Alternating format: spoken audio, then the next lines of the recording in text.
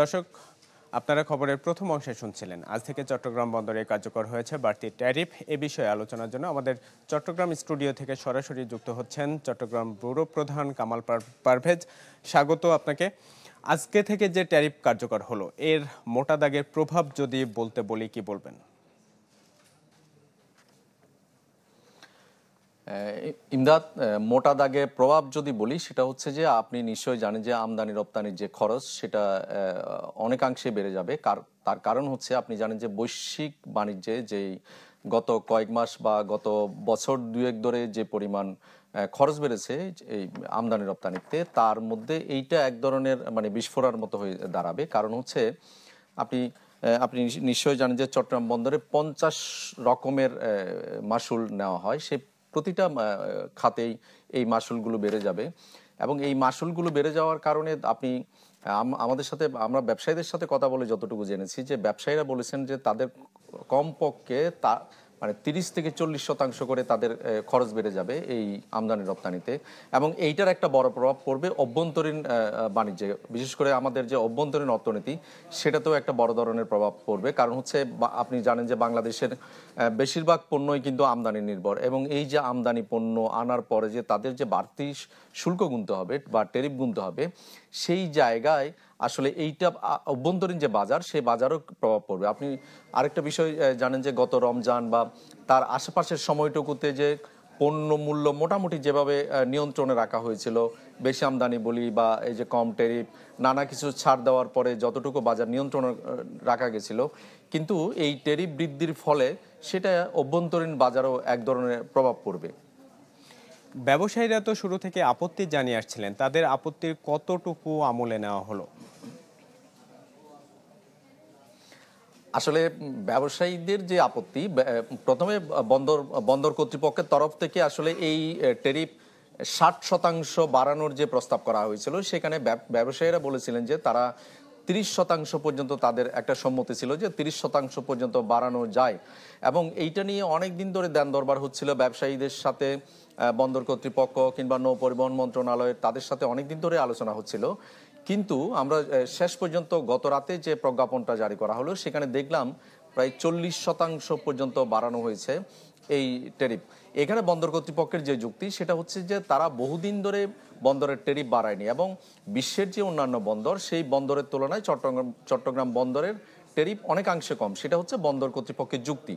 কিন্তু ব্যবসায়ীদের বক্তব্য হচ্ছে যে গত এক দশকে কিংবা দেড় দশকে ব্যবসা বাণিজ্য খাতে যত রকম খরচ বেড়েছে তার সঙ্গে যদি সঙ্গতি রাখতে হয় সেটা সর্বোচ্চ 25 থেকে 30% পর্যন্ত বাড়ানো যেতে পারে। কিন্তু সবশেষ সরকার গত রাতে যে প্রজ্ঞাপন জারি করেছে সেখানে 40% পর্যন্ত ট্যারিফ বাড়িয়ে রেখেছে। এবং এইটার কারণে যেটা আমরা এর আগেও এই যে এই প্রজ্ঞাপনের পরে আমরা ব্যবসায়ীদের সাথে কথা বলেছি, তারা আসলে এটাতে খুব অসন্তোষ জানিয়েছেন। তারা বলেছেন যে তাদের যে বর্তমান পরিস্থিতি, বর্তমান বাস্তবতা, বৈশ্বিক বাণিজ্য বলি বা অভ্যন্তরীণ বাণিজ্য বলি, সার্বিকভাবে যে এখন এক ধরনের একটা সংকট চলছে, সেই সংকটের জায়গায় এই ট্যারিফ আসলে তাদের জন্য বড় বোঝা হয়ে দাঁড়াবে।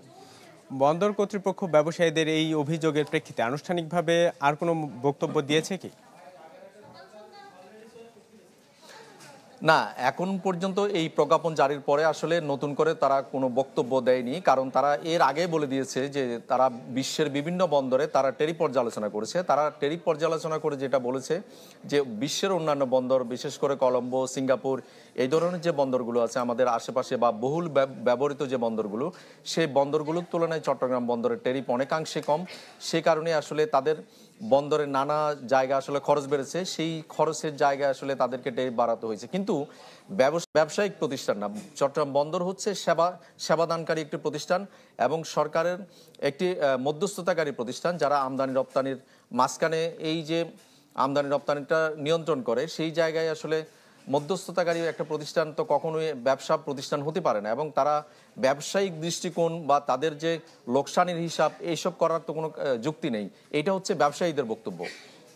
তো ব্যবসায়ীদের এই যে অভিযোগ, সেই সাথে বন্দর কর্তৃপক্ষের বাড়তি ট্যারিফ, সেই সাথে বন্দরে তো নানাবিধ সমস্যার কথা সারা বছরই শোনা যায়। বন্দরের সক্ষমতা বৃদ্ধির ক্ষেত্রে কর্তৃপক্ষের সর্বশেষ কোনো উদ্যোগ কি চোখে পড়েছে?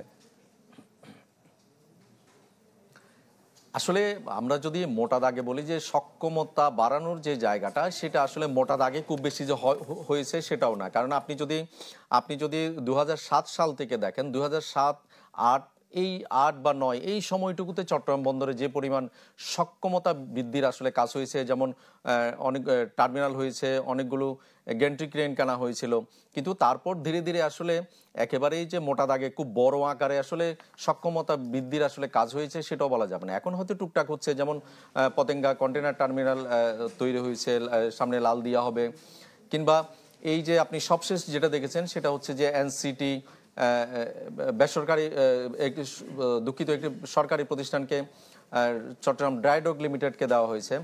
তারা এখন চেষ্টা করছে যে সক্ষমতা বৃদ্ধির জায়গাগুলো, এটা যে একেবারে খুব মেচিপ আকারে আসলে সক্ষমতা বৃদ্ধির আসলে কাজ হয়েছে চট্টগ্রাম বন্দরে সেটাও না। এবং আপনি নিশ্চয়ই জানেন যে ব্যবসায়ীদের বহু অভিযোগ চট্টগ্রাম বন্দরে, কারণ একটা কন্টেইনার খালাসের ক্ষেত্রে কিংবা একটা জাহাজের গড় অবস্থান সময়, সাম্প্রতিক সময়ে হয়তো গড় অবস্থান সময়টা কমেছে, কিন্তু আপনি যদি সার্বিকভাবে হিসাব করেন গত ১ দশকে ১.৫ দশকে যদি হিসাব করেন, একেবারেই যে খুব আশাব্যঞ্জক তা না।